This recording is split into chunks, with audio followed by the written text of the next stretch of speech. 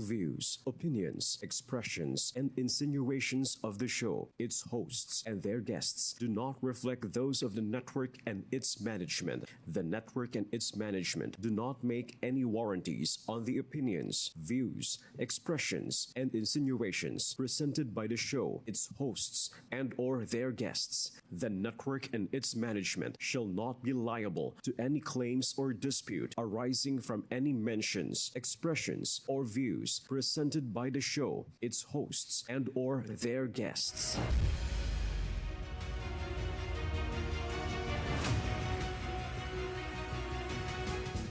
Magandang tanghali mga kasangbahay.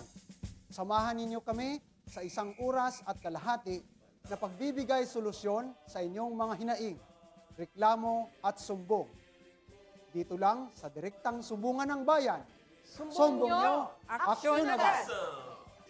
Ako po si Police Major Adonis Paul G. Escamillan, ang Assistant Chief ng Complaint Referral and Monitoring Center ng PNP PKG. Magandang umaga po sa ating lahat. Ako naman po ang inyong kasangga sa pagbabalita, Major Armida F. Estrada, Public Information Officer ng PNP Civil Security Group.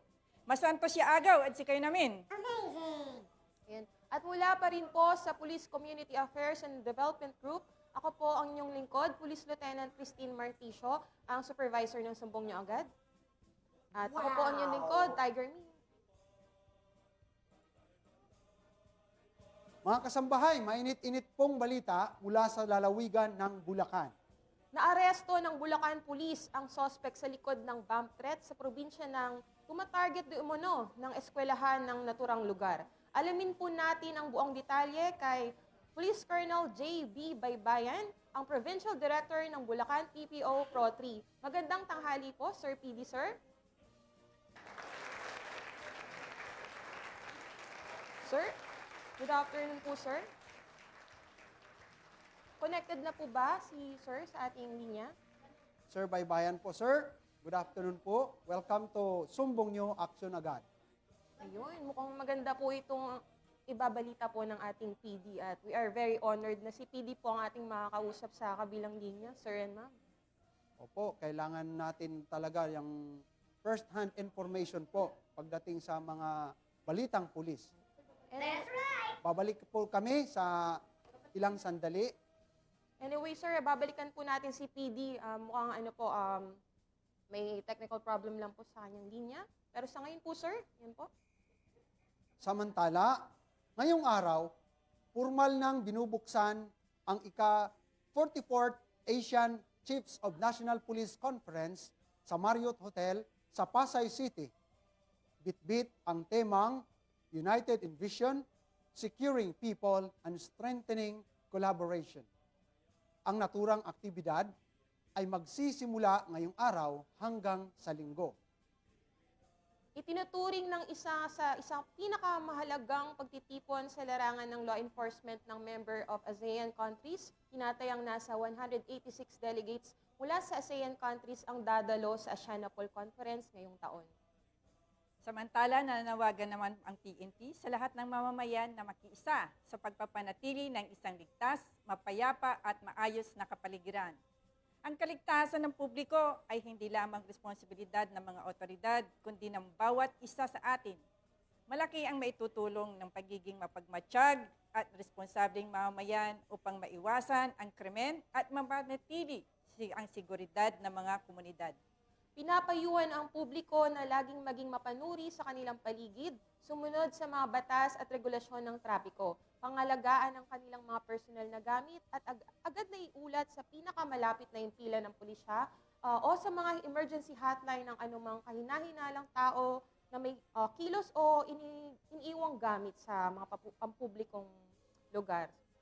Binigyang diin ng mga hanay na sa pamamagitan ng kooperasyon at pagbabantay ng bawat isa, mas magiging ligtas at mas maayos ang ating mga pamayanan.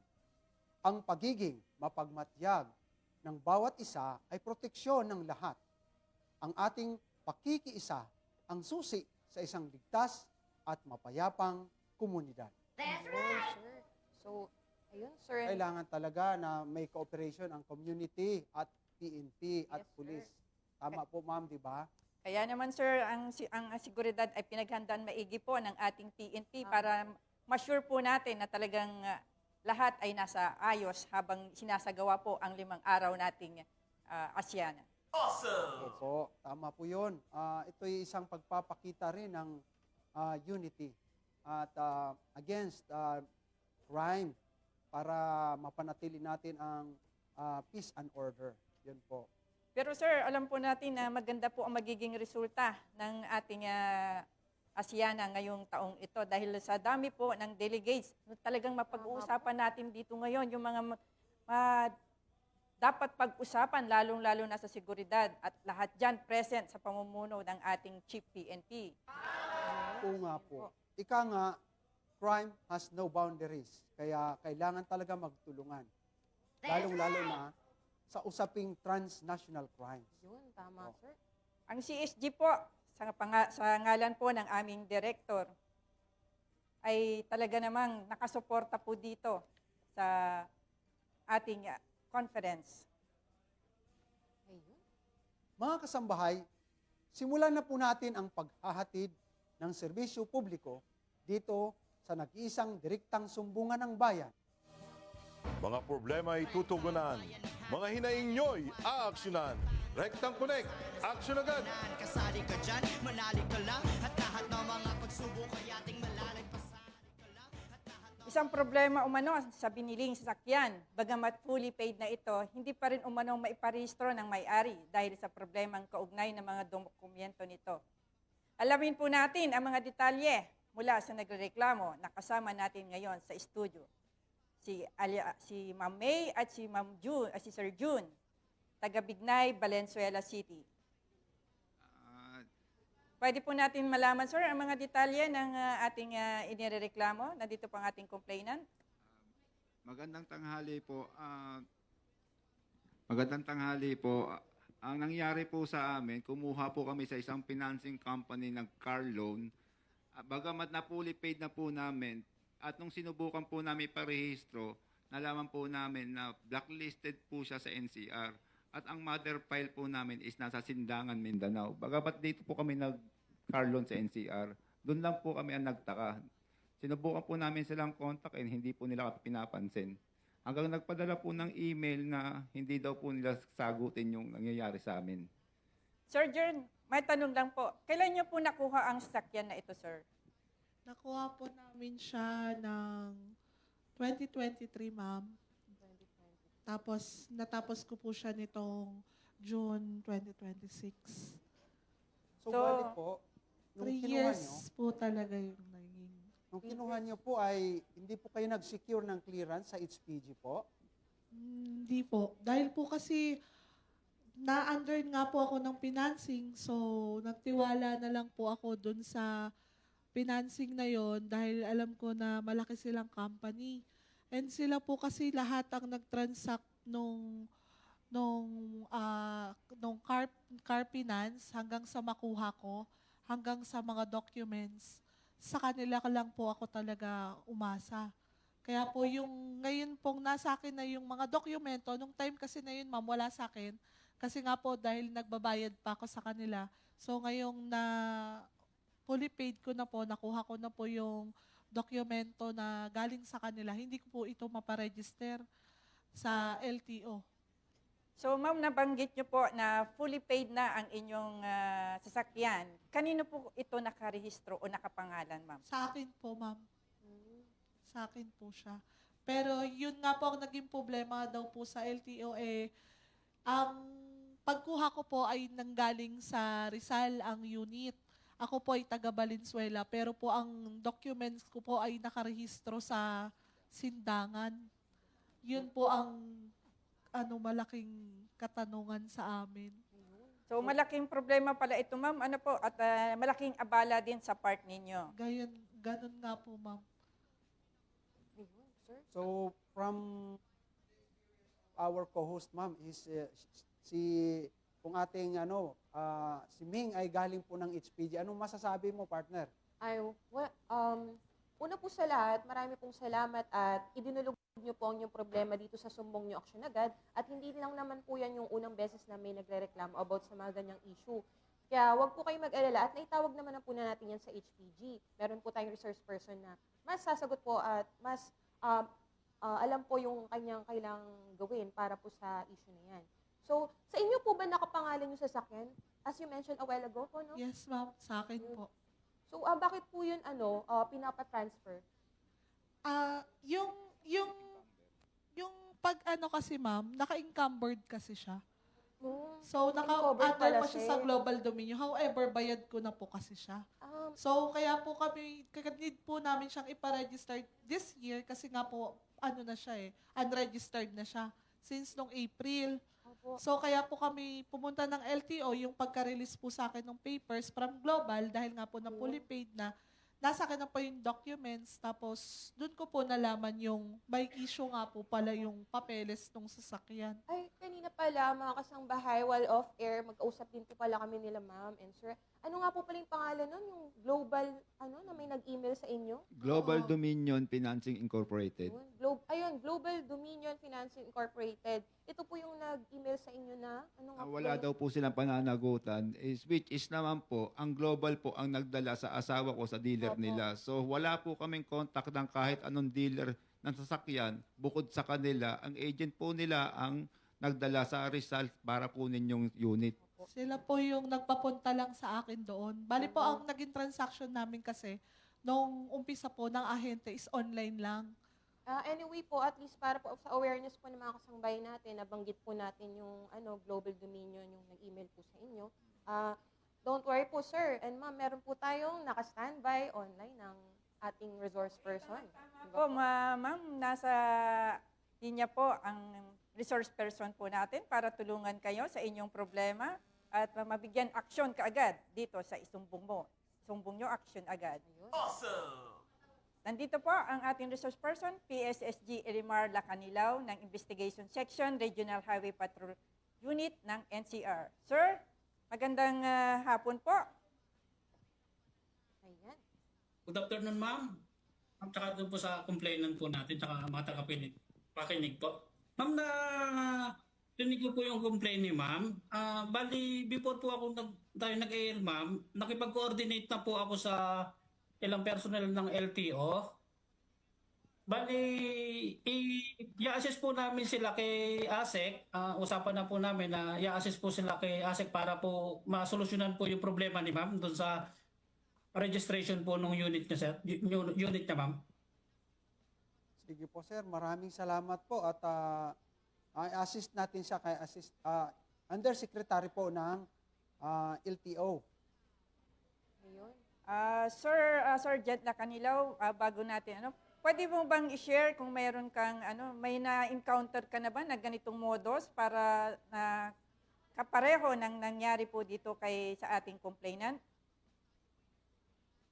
Ma'am, actually doon po sa registration po, actually wala kaming na-encounter, pero totoo po din po kasi sinasabi ng LTO na marami po na under financing pa po is nata-transfer po sa parting Mindanao po, which is hindi naman dapat po ma-transfer, kaya din po siguro nag-iingat si LTO. Pero regarding nga po dito sa kwan nito, ma'am, is makikipag-coordinate po kami sa Assistant Secretary po ng LTO. Ayun. Maraming salamat, Sergeant Lacanilaw. Para dyan, isang magandang balita po sa ating mga complainant ang inyong sinabi. Siguradong ma-actionan yan sa pamamagitan ng Highway Patrol Group.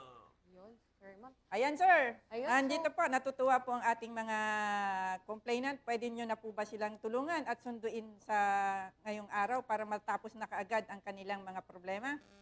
Ayun. Sir, ma'am, so bago po natin bitawan si Sergeant Lacanilo, si Tiger Lacanilo, ayan. Para po sa awareness po ng mga kasangbahay natin na nakikinig ngayon at mga taga-subaybay natin, ano po ba yung mga red flag para po sa mga bumibili ng second-hand na sasakyan? Para po inform sila. Ito po Tips. yung time para, di ba po, makapagbigay po kayo ng awareness. Tama yan. Ma'am, actually, yun po, tama po yun. Medyo mag-ingat po tayo kapag yung bibilin po natin yung sasakyan, makita po natin doon sa registration na galing po ng Mindanao. Actually, medyo talagang binabantayan din po ng Highway Patrol Group yung Mindanao kasi marami nga pong ganyang parang nangyayaring hocus-pocus po dyan sa parting Mindanao na hindi naman po dapat matransfer, natatransfer po. Oho, Sir? ngayon nga po, hindi naman po lahat sa Mindanao ay magulo. Pero meron po talagang may kakaibang mga modus na gustong mang-unsi ba sa ating mga kababayan. So ano-ano po yung mga modus na nauuso ngayon, Sir Lacanilaw, para sa kaalaman po ng ating mga kasambahay?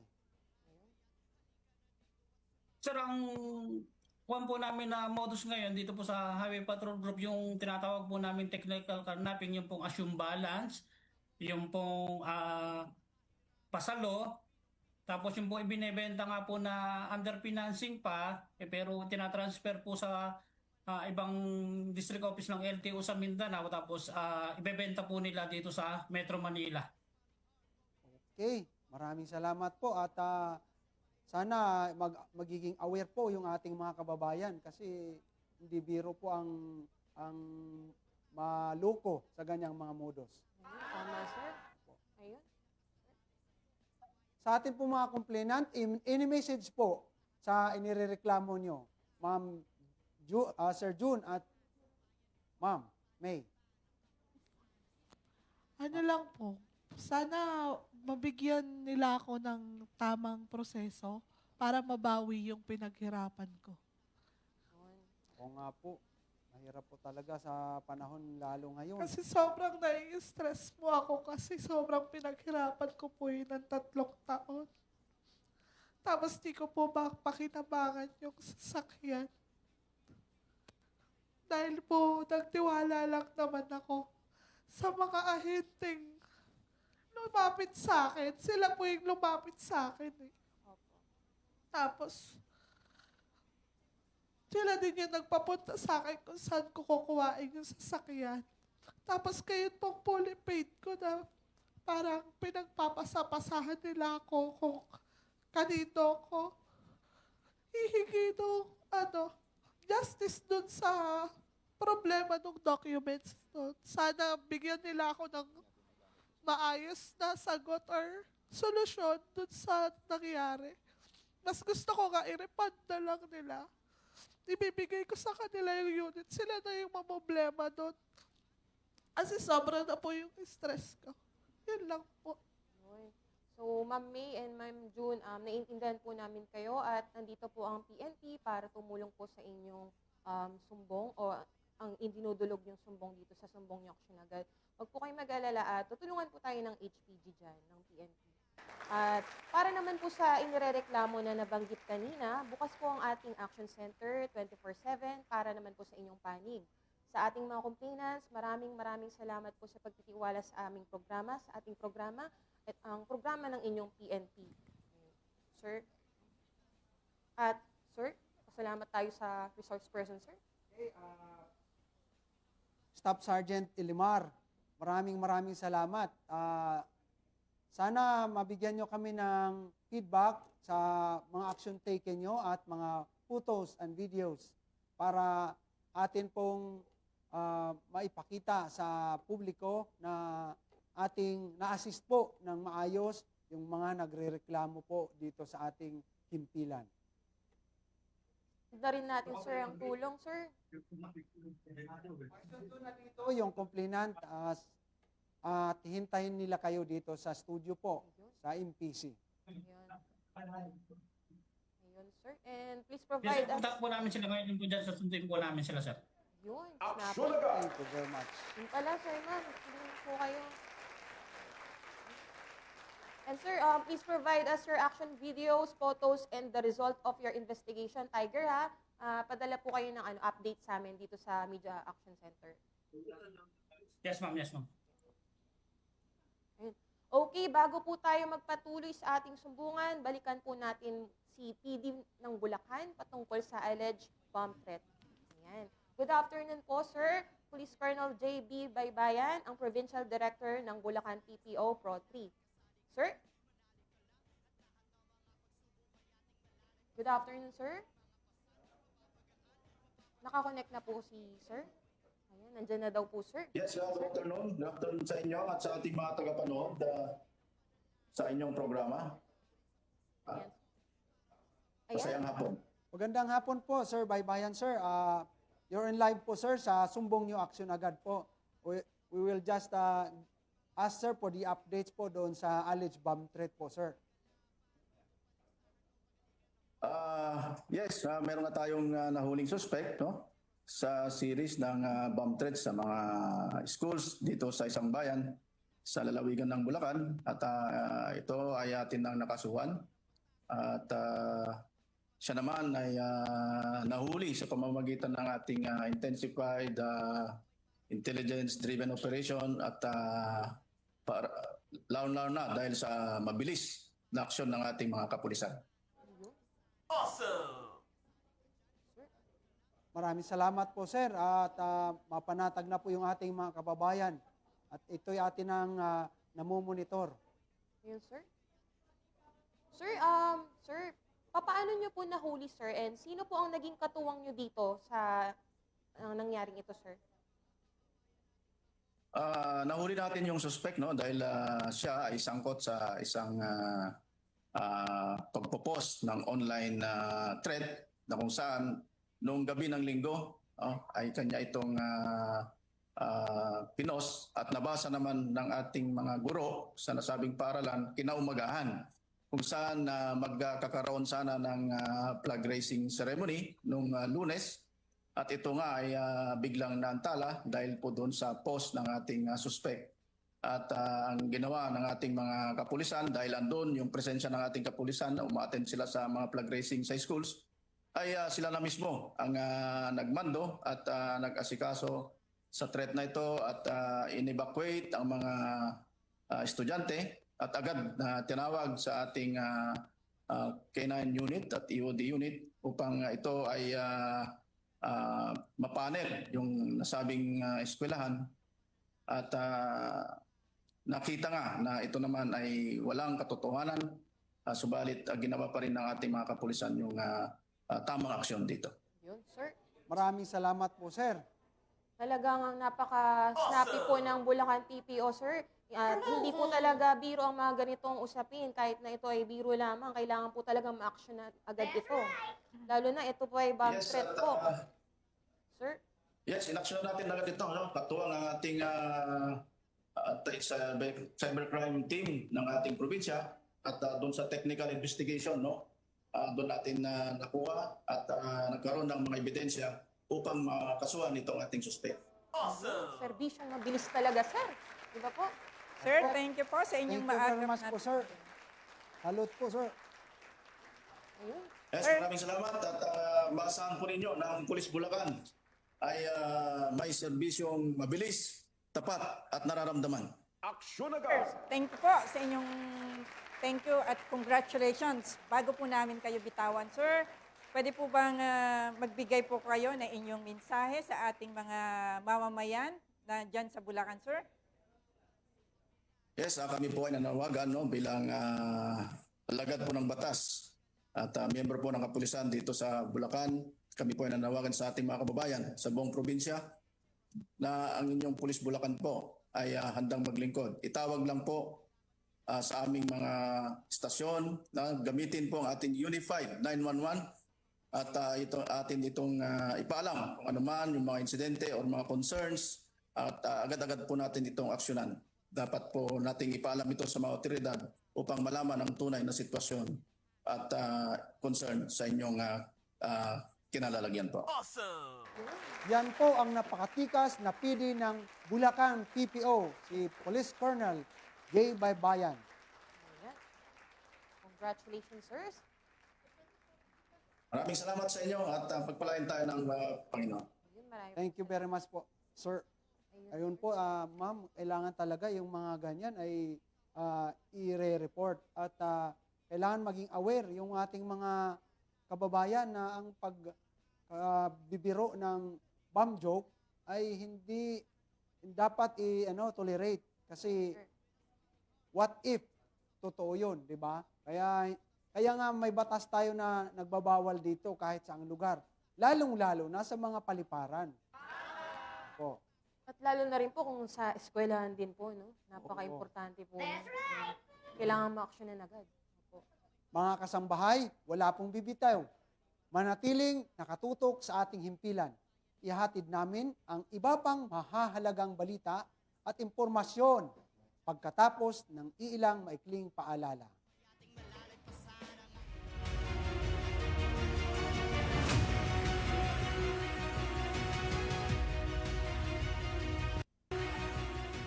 Mga kasambahay, nagbabalik po ang sumbong nyo, aksyon agad.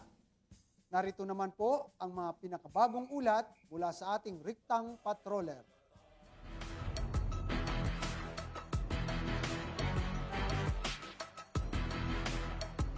Ibabalita naman sa atin ng tagapagsalita ng SOC Sergeant ang kanilang operational accomplishments nitong linggo. Nasa kabilang linya ng ating komunikasyon si Police Major Riza M. Hernaiz, Regional Public Information Officer, Police Regional Office 12. Po sa ating mga host at sa lahat ng nanonood nating mga kasambahay, mahigpit na pinaigting ng Police Regional Office 12 ang kampanya laban sa wanted persons, smuggling at illegal drugs matapos ang sunod-sunod na matagumpay na operasyon sa buong SOC Sergeant. Noong July 19, 5 wanted persons ang naaresto sa magkakahiwalay na law enforcement operations, kabilang dito ang 3 other wanted persons at 2 provincial top 10 most wanted persons na nahaharap sa mga kasong statutory rape, child trafficking, qualified theft, illegal gambling at paglabag sa Comprehensive Dangerous Drugs Act. Samantala, noong July 20, isang high-value individual o HBI ang naaresto sa re-implementation ng Search Warrant Number 26-23 sa Barangay Poblasyon, Pikit, Cotabato. Sa joint operation ng Pikit Municipal Police Station, Cotabato Police Provincial Office, 2nd Cotabato Provincial Mobile Force Company at PDEA Regional Office 12, nakumpiska ang 14 sachet ng hinihinilaang shabu na may kabuuang timbang na humigit kumulang 15 grams na may tinatayang halaga na 102,000. Na-recover din ng mga operatiba ang 4 na firearms, kabilang ang isang CZ-858 rifle at 3 pistols. Kasalukuyang inihahanda ang kaukulang mga kaso laban sa suspek dahil sa paglabag sa Republic Act 9165 at Republic Act 10591. Bukod dito, mas pinaigting din ng Pro-12 ang kampanya laban sa smuggled cigarettes. Sa isnagawang 4 na anti-smuggling operations noong July 17, 3 individual ang naaresto at nakumpiska ang 260 rims at 7 packs ng smuggled cigarettes na may kabuang halaga ng 223,000 pesos.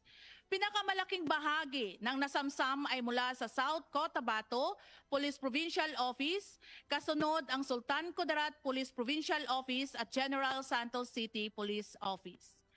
Sa kabuuan po mula January 1 hanggang July 21, 2026, nakapagtala ang Pro-12 ng 1,645 anti-smuggling operations laban sa smuggled cigarettes. Dahil dito, 1,117 individuals ang naaresto at 738,401 rims ng smuggled cigarettes ang nakumpiska na may kabuang estimated value na mahigit 228.1 million bilang bahagi ng tuloy-tuloy na kampanya ng Pro-12 laban sa smuggling at iba pang illegal trade sa rehiyon.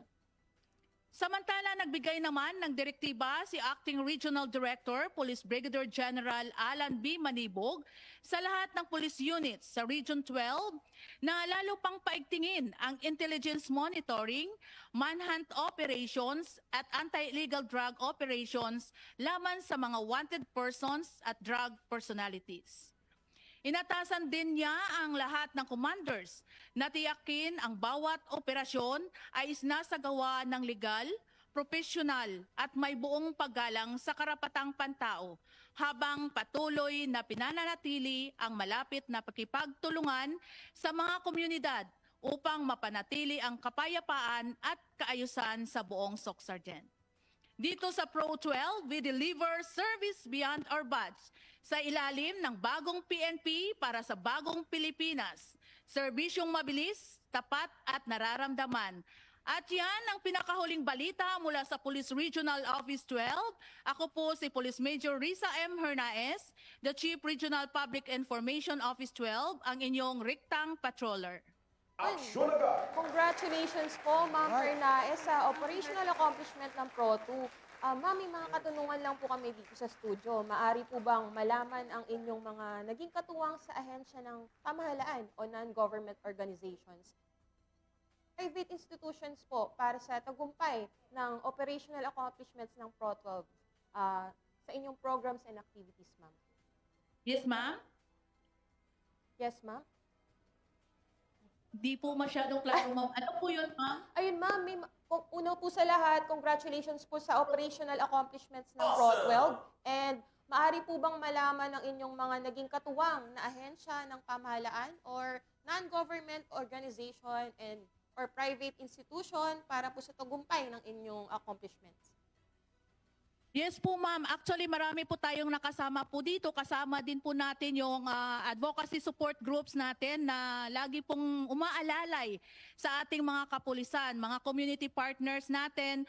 Meron din po tayong program po na Pito Patrols na kasama din po natin yung lahat ng mga security guards, lahat na mga barangay patrols po natin ay tumutulong po sa ating mga matagumpay na operasyon. Awesome! Napaka-snappy naman po pala talaga, sir and ma'am. Marami pong katuwang ang ating Pro 12 sa community, di ba po, para po sa kanilang operational accomplishments.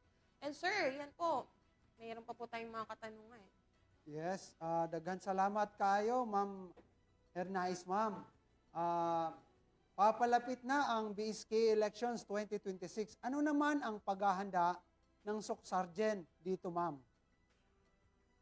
Yes po, naka-ready na po yung ating mga deployment at if ever nga po na magkakaroon pa po ng mga additional, marami pa po tayong mga RMFB na pwede pa din pong ma-deploy natin. Sa katunayan, sa ngayon po ay ang lahat po ng mga station po natin ay nakaantabay na po na deployment plan po para po sa pagdating ng election. Ayun, ma'am. Ma'am, congratulations po sa inyong accomplishment at binabati ko, ipaabot ninyo ang aming pagbati, lalong-lalo na sa inyong provincial director. Ma'am, bago po muna, pwede po bang sabihin ang sekreto na inyong matagumpay na operasyon at sa dami po ng inyong mga naaresto, ay pwede bang i-share ninyo para po matularan din po ng ibang mga kapulisan ang inyong best practices? Yes po, ma'am. Unang-una po ay kapartner po natin ang komunidad at sila po yung nagsusumbong kung ano po yung nakikita nila na mga illegal at pwede nilang isanggunin sa ating kapulisan.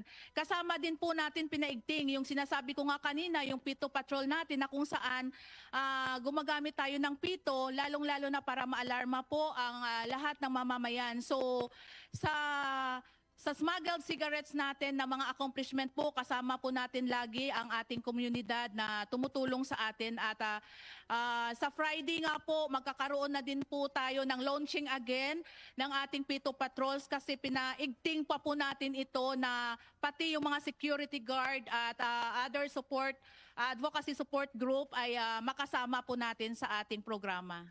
Ayun. So, ma'am, sir, napakahalaga po talaga nung nabanggit ni ma'am, no, na relasyon ng PNP sa komunidad para po maging successful po yung ating mga activities. So, ma'am, bago po ka namin bitawan, ma'am, any message po para sa ating mga kasangbahay?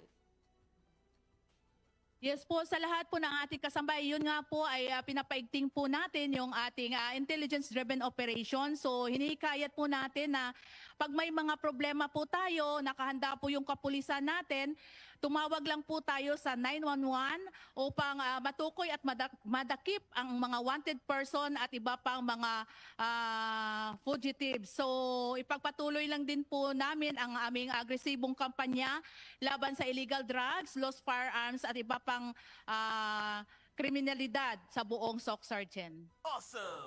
Mga kasambahay, at yan po ang takapagsalita ng Police Regional Office 12. Thank you and congratulations. Maraming salamat po, Ma'am Sir, at magandang hapon po. Thank you, ma'am. Okay, tuloy-tuloy po tayo sa ating sumbungan. Isang nakabahalang cryptic message ang kumakalat ngayon sa isang group chat ng mga magulang sa isang paaralan sa Quezon City na nagdudulot umano ngayon ng pangamba sa mga ito sa kaligtasan ng kanilang mga anak. Ang detalye, alamin po natin mismo sa nagre-reklamo.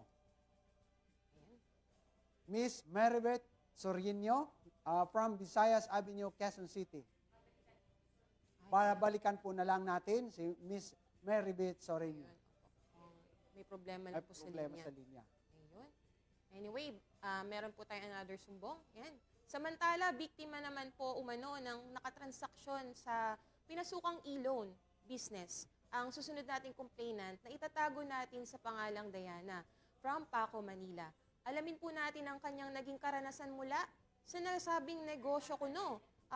Nasa kabilang linya po si Diana from Paco, Manila. Yan, magandang tanghali po sa inyo, Ma'am Diana. Good afternoon. Ayan, nasa linya na po ba ang ating complainant? Yes po, good afternoon po. So, ma'am, paano po namin kayo matutulungan sa inyong sumbong? Sige po, pakikwento Ayan, po sige sa po. amin. Yes, ma'am. May feedback lang po. Naririnig niyo po Hello? ako? Ayan. Go ahead po, Miss Yes, ma'am. Dayan. Go ahead. Okay, sige po. 2024 po, nakilala ko po yung kino-complain ko kasi kasama ko po siya dati sa group chat ng mga naglo-loan, e-loan po. Until February last year, around January, parang minessage niya ako. Tinatanong niya po ako if ever meron po akong kakilala na pwede niyang mahiraman, ganyan. Kasi December 2024, tumigil na po ako. Pagdating po nung around January until early Feb, natulungan ko po siyang mailapit doon sa isa sa mga naging kaibigan ko na rin na admin na yun nga po, nag-handle ng pera ng financer at yun nga, eventually, nabibigyan po namin siya ng pera. So, minsan, everyday, magme-message siya sa amin, kailangan niya ng 20,000, 30,000, 40,000, ganyan. So, dahil good credit naman po siya sa amin at parang, let's say, next day na ibabalik naman niya po yun. So, nagtutuloy-tuloy po yung naging transaction. Hinayaan po ako nung financer namin na parang personal na hawakan yung account niya. Kasi nga, kumaga ako yung naglapit sa kanya doon. Come February, March, pagdating po ng around April, doon na po kami nagka-problema. Kasi sinabi niya po sa amin na, medyo sinisingil ko po kasi siya dahil medyo nag-pile up na yung mga loans niya. Na miski tubo, hindi niya po na-provide. Tapos sinabi niya nga po sa akin yung reason na, ayun nga parang, meron daw pong parang, ban, may ban po yung mga government employees, hindi daw po sila nakakatanggap ng mga parang supposedly mga check dun sa mga business nila, ganyan. So, ang introduction niya po kasi sa amin is nag-finance siya ng mga government businesses like feeding, ganyan, supplemental feeding, may mga pinapakita po siya sa aming mga proof, ganyan. Dumating din po ako sa point na nailapit ko siya sa ibang kaibigan ko na handler din kasi kailangan niya nga ng fund, short daw siya, ganon. So, nung nagkaroon po ng parang election ban na parang na-freeze daw po yung mga collectibles niya, yung mga receivables niya, at maibibigay niya daw po yun parang after pang malif. Siyempre, nagpapatong-patong po yung mga interest. Kinausap ko po yung financer na sabi ko baka pwedeng stop interest na balik na lang yung yung pinakakapital, which is at that time nasa 1.6 ganyan million po. Wala pa po yun, wala dun sa mga ibang admin na nailapit ko din po siya. So, to cut the story short, pagdating po ng July, hindi po naibalik yung supposedly capital. So, parang sabi niya, nandun pa, may mga pipirma pa daw, ganyan-ganyan. Tapos, dahil yung financer, kailangan niya rin yung pera, kailangan din nila kasi may mga personal din silang at saka para maipaikot sa iba. So, tinatry ko pa rin siyang singilin.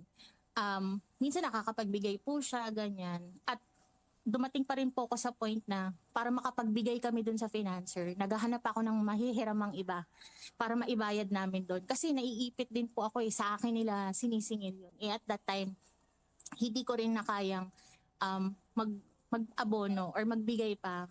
Kasi at that time, medyo na-bedridden na rin yung mother ko. Nung humingi na po ako ng tulong doon sa parang tsahin ko na parang previous COA employee kasi nasa COA po siya nagtatrabaho. Pumunta po kami ng DAET ng December 2025. December 1, dumating po kami doon. December 2, kinausap namin siya, kumuha kami ng agreement. Inisyuhan niya ako ng cheque. Pero yung cheque po is hindi para i-deposit sa bangko. Parang as collateral na parang nire-recognize niya na meron siyang 1 point something amount na loan at babayaran niya. Nung at that time, so bumalik po ako ng Manila, okay na. Okay naman po kasi siyang kausap minsan. Pero yun nga po, dahil nga ang nangyayari, nakakahanap kami ng parang malolo na niyang bago para maipaikot niya daw sa business niya, ganyan. Pero yung old loan, which is parang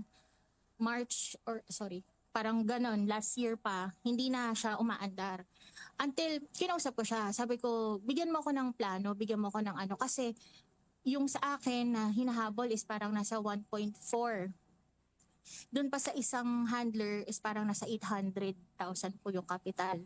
Tapos sabi ko, pinipilit na rin kasi ko ng financer na mag-produce ng pera. So, dumating kami sa point na naghahanap ako ng sa mga co-admin ko, naghahanap po ako ng yung mga nagpapa-installment. Kukunin ko po yung item, tapos siya po yung maghuhulog sa mga monthly. So, nagangganon din po kami hanggang sa nahihirapan din ata siyang mag-settle ng mga monthly dues ng mga gadgets. Tapos ako na naman yung nag-aabono.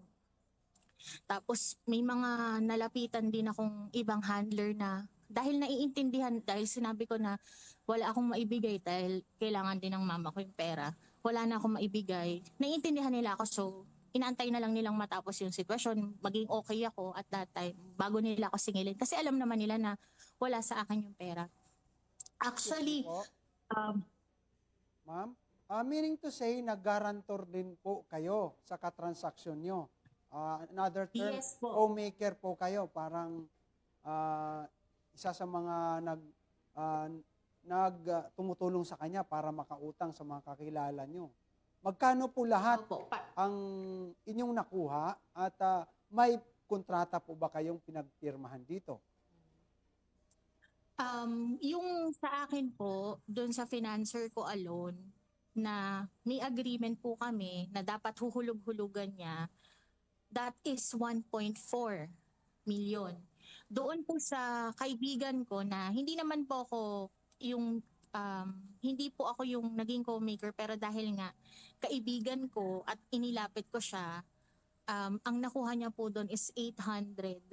Tapos meron pa pong dalawa na parang isang 50 tsaka isang 29. Kasi ang ginagawa ko po para matulungan ko siya, nakikiusap na ako doon sa mga tao na balik ko na lang yung kapital, stop tubo. Parang ganun, para matapos na lang po kami, para next person yun naman yung babayaran namin. Kasi ganun naman po kami before. Tinutulungan ko siya. until hindi na po siya nakikipag-cooperate. Tapos lately nalaman ko po na nag-file siya ng cyber libel dun sa isa sa mga handler kasi nga parang naipahiya po ata siya, naipost ata siya sa social media. Ang sabi ko sa kanya, parang iniintindi ko kayo parehas. At the same time, sana maintindihan mo na kaya umabot sa ganon yung taong yon kasi hindi mo sila kinakausap. Or better, hindi ka nakikiusap kung kailan mo kayang bayaran. At all. Ang nangyayari kasi, laging ako yung humahanap ng paraan para makabayad. Ako yung nakikiusap at ako yung humaharap. Tapos pag ako na yung hinahanap ko na siya para magkaroon lang ng concrete na plano kung paano namin masisete lahat. Kasi syempre yung trabaho ko, yung pamilya ko, ganyan. Apektado na. Dumating pa po ako sa point na sa totoo lang, 9 days po. Pang 9 days ngayon, nakamatayan ng mama ko. And hindi ako makapagluksa. Kasi ang cellphone ko, wala pong tigil sa mga tawag ng mga naniningil. Though naiintindihan nila yung pinagdadaanan ko. So parang nagre-remind lang sila. Pero sinasabi ko nga dun sa taong kinocomplain ko na sana maisip mo ako na tinulungan lang kita. Na sana maisip mo na gumawa ka ng paraan. Ngayon kung hindi mo sila mababayaran upfront, kailan? Magbigay ka ng date. Yung ganun po. Meron kaming parang kasunduan, agreement, kung paano po dapat siya bayaran doon sa parang 1.4 tsaka 800. Pero hindi po yun nagmamaterialize. Doon sa 800, parang once lang po siyang nagbayad ng ng January, tas after nun wala na po. Dito po sa akin, parang kaya po yun nabawasan kasi humahanap nga ako ng yun nga, yung mga installment gadget. Pag nabenta ko, ibabayad ko doon. So, medyo ganun po yung naging cycle namin. And sa totoo lang, pagod na po ako. And sabi ko nga, gusto kong magkaroon ng solid na plano from her kung ano po yung gagawin namin. Not to, kasi sabi ko nga po doon sa sa kachat ko po doon sa channel, ayoko muna siyang i-air kasi napalapit na rin naman ako dun sa pamilya and dun sa mga bata. And I know that magkakaroon po to ng impact dun sa relationship namin. Pero ako kasi as a person, parang gusto ko na lang din pong humingi ng tulong na parang once and for all, tulungan mo ko. Kasi syempre, dahil nga ako po yung humaharap dun sa mga tao, nakakapagod din na ako yung sinisingil nila. As in, wipe out na po kaming pag-anak. As in, wala na po kaming parang maibibigay na help sa kanya. Kaya din dumating na ako sa point na naghahanap na ako ng mahihiraman para maibayad namin. Pero yun nga po, makahanap man ako, yung pambayad dun sa nahanap ko, pinoproblema ko na rin po. So parang ang nangyari, nadiin na rin po ako dun sa sitwasyon. Tapos parang wala po akong makuhang plano. Or parang sa kanya, galing sa kanya, kung paano talaga siya masisettle once and for all. Diana, may lilinawin lang po tayo ng konti. Ano po? Kung inyong marapatin, ilan po ang nakuha na ipahiram sa inyong kaibigan? Sa akin po, yung nailabas po na parang pera ng financer is 1.4M. Doon po sa kaibigan ko na isa pang handler is 800K na kapital. Tapos meron po 44K na pinastop ko na rin yung tubo at inaantay na lang ako. Mga last year pa po ito, ma'am ha. Mga August, September last year pa po ito. Tapos meron pong isang 29K na lang na balanse. Tapos meron pong 2 active na installment na 10K ng every 15/30 hanggang ano pa po ito, October 2026. Tapos meron pong isang 4/8 na 15/30 din po na hanggang ano naman po ito, December 2026 din po. So kung susumahin ko po, ay sorry po. Ma'am Diana, bali 2 po ang inyong ginaranturan, 2 pong katao o magkakaiba po yan dahil sa dami po na inyong sinabing nahiram niya. Ibig pong sabihin, magkakaibang tao po ba yun o 2 lang po ang ginaranturan ninyo? Isang tao lang po ito. Sa yung mga hiniraman po, yung 1.4K sa ibang tao, tapos yung isa po ay sa iba rin pong tao. Tama po Teka ba? po, bibilangin. Bali, magkakaibang tao po ang lahat ng inyong ginaranturan. Parang 5 people po to magkakaiba. So 5 katao po ang inyong ginaranturan. Ma'am, matanong ko rin po, ilang interest po sa bawat financial ang inyong ginaranturan? Ilang percent po ang interest? Yung sa 1.4 po, kasi iba-iba po yun eh. Parang yung 1.4 po yung total. Pero meron dun pong 10%, may 20%. Combined na po yung 1.4 na amount. Tapos nag-stop po yun ng March din. March 2026. So parang nag-run lang po yung transaction ng parang 1.5 month. Tapos after nun, tumigil na po yung interest. Hindi po, ito po yung total na kapital lang. So pinatigil na po ang interest na... Ma'am, may isa pa pong katanungan. Paano nyo po nakilala ang inyong inirereklamo? Kaano-ano nyo po siya at bakit ninyo ginaranturan? Ano po siya? So nung 2024 po, dahil gipit din po ako, meron po kaming isang group ng mga loaners, tapos kasama ko po siya dun sa group na yon. Nung December 2024 din po, nung nag-stop na akong mag-loan, kasi nga nakapagbayad na po ako, so hindi ko na kailangan. Nakakausap ko siya, perme. Parang kapag mag-re-release ng loan doon, ganyan. Ganun po yung naging namin, relationship as in online, virtual lang po, ganyan. Tapos, bakit po siya nagarantoran? Kasi yun nga, nagtiwala lang din po ako sa kanya. Tapos, it just so happen na umabot na po ng 1.4 yung sa akin pa lang. Yun na yung parang biglang nag-stop din yung pagbabayad niya na sinabi niya meron nga daw parang ban na hindi na nga daw po siya makakapaglabas ng cheque. Parang ganun po yung naging istorya namin. Ma'am, excuse me po. Ano po ang gusto ninyong mangyari ngayon at papaano po namin kayo matutulungan? At kung sakali nakikinig po ngayon sa kabilang linya yung inirereklamo nyo, anong mensahe po yung nais nyong ipaabot? Number 1, gusto ko lang po talaga, ang goal ko lang po is magkaroon siya ng plano, solid na plano kung paano masisettle tong mga to once and for all. Yung commitment to pay niya, kasi nga may mga active pa. Ako ang maitutulong ko lang sa kanya is makiusap at pakiusapan yung ibang financer na let's say hulugan niya, ganyan. Pero pag yun nga po pag nagkaroon naman ng mga agreement na ganun, sana to pa rin. Kasi ang nangyayari, napoprolong lang. So yan, katulad yan, inabot na po ng 1 taon yung 1.4.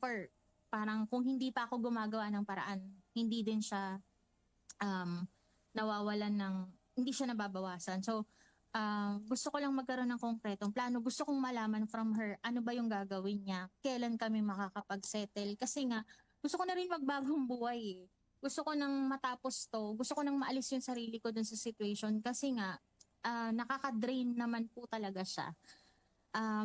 Kung nakikinig siya, if ever, no, kung nakikinig siya, alam niya na bago ako dumating sa point na to at humingi ng tulong, sobrang dami ko ng pakiusap, message, lahat chat, text, nagbi-miss call na rin po ko.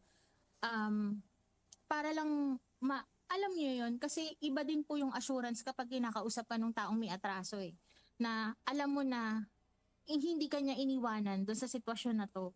Kasi sa totoo lang po, napakalaki na ito. And considering yung financial situation ko ngayon, namin mag-asawa, mahihirapan akong, kung ako lang to at yun pa, hindi naman po sa akin napunta yung pera. And kahit anong paliwanag ko dun sa mga may-ari ng pera na, yun nga, ito yung sitwasyon, syempre at some point, kailangan din nila yung pera nila. So, yun po yung gusto kong Hindi ko alam kung saan kami makakarating ng ganito yung setup namin na iba't ibang tao, ganyan. So, lost po talaga ako. Diana, Ma'am Diana, ayun, good afternoon po. Base po sa inyong mga idinulog, marami pong salamat at matapang po kayong tumawag dito sa Sumbong Niyo Aksyon Agad. At ramdam na ramdam po namin yung stress at problema na inyong dinulog dito sa ating programa. Huwag po kayo mag-alala para rin po magkaroon na po kayo ng peace of mind. Makatulog po tayo ng mahimbing kahit papano po. For police assistance po, ma'am, CO po, na makakapagbigay po ng police assistance po sa inyo, ma'am. Tulungan po natin si ma'am. Go ahead po, sir. Yes, ma'am. Then tignan din po natin kung possible po na meron din pong civil case. Ma'am Diana, makipag-ugnayan na lang po kayo kay Sir sa cybercrime po, kung kay Sir Ivan Rusty, cybercrime investigator ng Manila Police District, kasi diyan po na kayo nasasakupan ng Manila, ang PACO. At siya po ang makapagbigay ng garang solusyon doon sa mga problema ninyo at ma-assist po niya kayo sa mga dapat gagawin po. Ayun. Titiwala sa ating programa at sa inyong pambansang pulisya. Ayan. Okay. Ayan. Balikan naman po natin yung reklamo kanina patungkol sa kumakalat na alleged cryptic message sa isang paaralan sa Quezon City. Bagamat hindi na natin makontak ang nagrereklamo na di malamang dahilan, ay narito naman ang resource person na handang tumugon at idudulog sa atin ni Captain Jefferson Tuyo. The captain ng Barangay Basa. And on Tuesday morning po kahapon, nagpunta po kami ng school visitation, para malaman po yung particular details. And as part of security po, everyday naman po nagko-contact tayo ng ligtas eskwela kung saan may mga nakadeploy po ES na eskwelahan sa Quezon City. And nagtanong lang naman po si Principal De La Cruz kasi Mines Elementary School po yung kanila. At nababahala sila na baka sa kanila po yun. At bilang tugon po, pinaigting po namin yung seguridad, particular po doon sa police visibility during pasukan po at uwian po ng nasabing eskwela. Captain Tuyo, baka pwede po nating bigyang babala ang ating mga kasangbahay na hindi biro yung mga ganitong pagpapakalat ng message dito sa cryptic message na to. Awesome! May mga insidente na nangyayari na hindi dapat natin baliwalain. Parang yung nangyari din ng mga bomb joke. Yes. So, para ma-prevent natin. Kaya nga tayo, ang isa sa mga role natin is prevention. So, prevention is better than cure. Tama. Yes, sir. Tsaka talagang nababahala po ang mga magulang pagdating po sa mga ganong cryptic message po. Kaya talagang sobra-sobra po ang pag-alalay ng PNP po sa ating komunidad. Aksyon agad.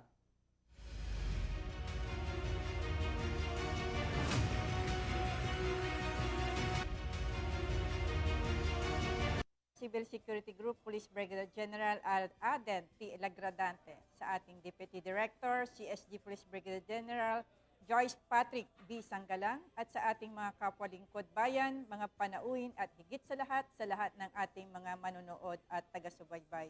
Awesome! Gusto ko na rin samantalahin po ang mga pagkakataon para magpaalala sa mga firearms owners na panatilihing updated ang kanilang firearms registrations. Bilang reminder po, makakatanggap ang firearms owners ng SMS notification bilang paalala kapag malapit na ang inyong expiration ng inyong mga baril o lisensya. Nakapaloob po dito sa SMS ang impormasyon tungkol sa mga legal na remedyo at iba pang maaaring gawin. Layunin po ng CSG na matiyak ang status ng firearms at mabigyan ang firearms owner ng karagdagang impormasyon at wastong gabay tungkol sa pag-renew ng inyong mga baril. May mga options din po kayong pwedeng gawin, kung hindi pa kayo handang mag-renew. May mga legal pong remedyo na maaaring gawin tulad ng pagdedeposito ng inyong baril sa o kaya pag voluntary surrender, o kaya pwede nyo rin pong i-transfer ang ownership at iba pang opsyong pinapahintulutan po ng ating mga umiiral at regulasyon. Pumunta lamang po kayo sa Firearms and Explosive Office o sa pinakamalapit na Regional Civil Security Unit o sa Municipal Police Station ng inyong lugar. Sa Civil Security Group po, patuloy kaming nagbibigay ng mga serbisyong naglalayong gawing mas madali at maginhawa ang pagsunod sa mga umiiral na regulasyon dahil ang responsableng pagmamay-ari po ng baril ay nagsisimula sa inyo. Renew on time, stay compliant, safety starts with you. Yun, sir, Galing, tama po yun, ma'am. Kasi yung iba, akala nila ang pagbibili ng baril ay pagbibili ng mga laruan lang. Hindi nila alam na may kaakibat itong responsibilidad. Kaya po sa Civil Security Group, sir, ay sinisiguro namin po handang umalalay ang aming unit para po gawing mas madali at kumbenyente. Kami na po ang lumalapit para sa inyong ma-renew po ang inyong mga lisensya. Tama po yan, maganda po yan para pag may na-receive silang text, alam na ang gagawin nila, mag-renew na agad. At para maiwasan na rin, sir, ang ating kaakibat na pwedeng maging sa batas, violation sa batas, sir. Dahil po dito, magiging mas mapayapa at accounted ang baril ng bawat firearms owner. Tama po yan, ma'am. Samantala, patuloy naman po ang PNP sa pagbibigay ng mahalagang impormasyon tungkol sa seguridad upang mapanatili ang kaayusan at kaligtasan ng publiko. Kaugnay ng nalalapit na 2026 Barangay Sangguniang Kabataan Elections. Gaganapin po ang BSKE sa November 2, 2026 para sa halalan ng barangay chairpersons, members of the Sangguniang Barangay, at Sangguniang Kabataan, chairpersons and member of the Sangguniang Kabataan.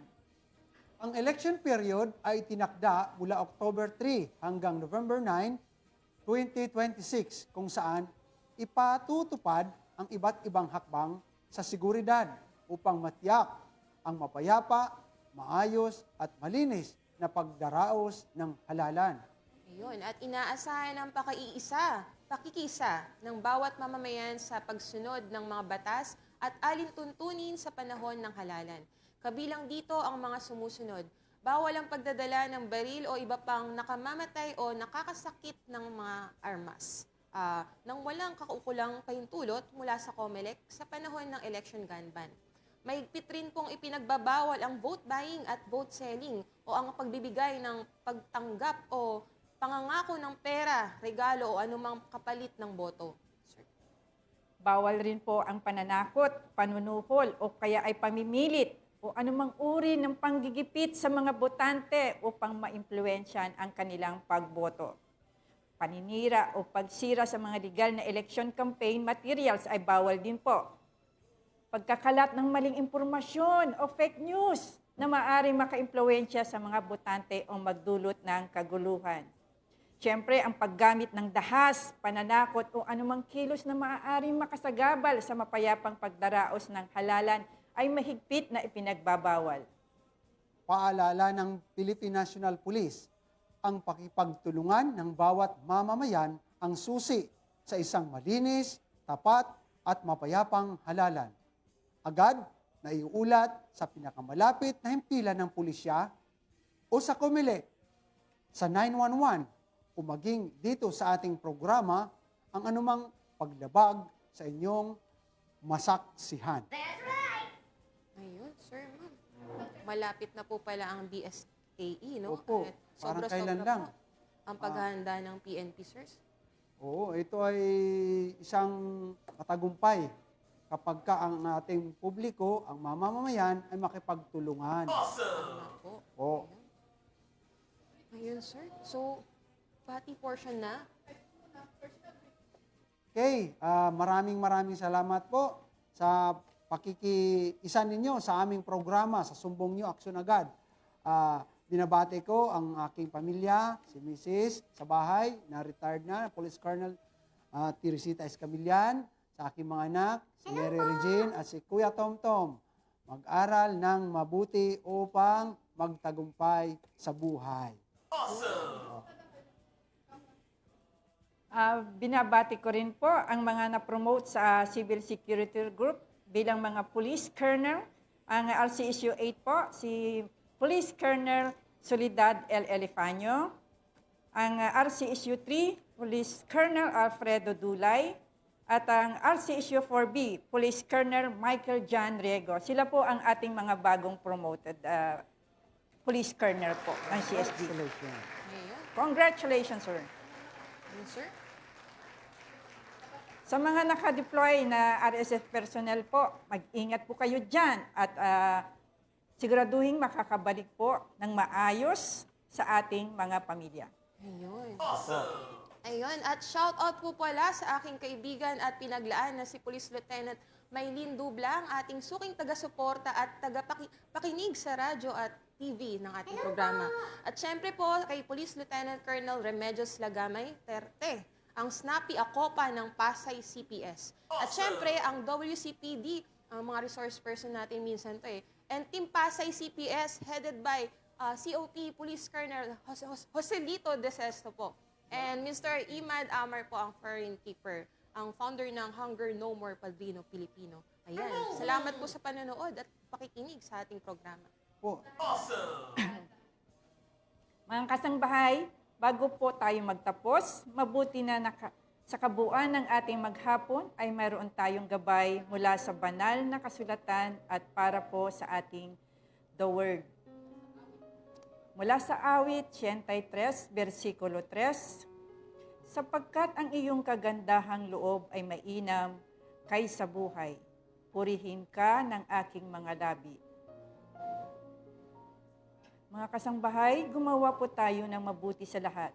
Paghariin natin sa ating mga puso ang tunay na kahulugan ng ating salitang pag-ibig. Katuwang ang mahigit 230,000 strong Philippine National Police kasama ang iba't ibang ahensya ng gobyerno, sama-sama tayong mamuhay sa isang ligtas na bagong Pilipinas. Ligtas na tahanan at ligtas na pamayanan. Sa ngalan po ng ating Chief PNP, Police General Jose Melencio Corpos Nartatis Jr. at kay Mr. Public Service, Kuya Daniel Razon. Muli, ako po ang inyong lingkod, Police Major Adonis Escamillan. God willing, magkita-kita po tayo muli bukas dito sa direktang sumbungan ng bayan. Sumbong nyo! Aksyon agad! Kami sa UNTV, Diyos ang aming sandigan. Serbisyo publiko ang aming pinahahalagahan. Isang ligtas na araw po sa ating lahat.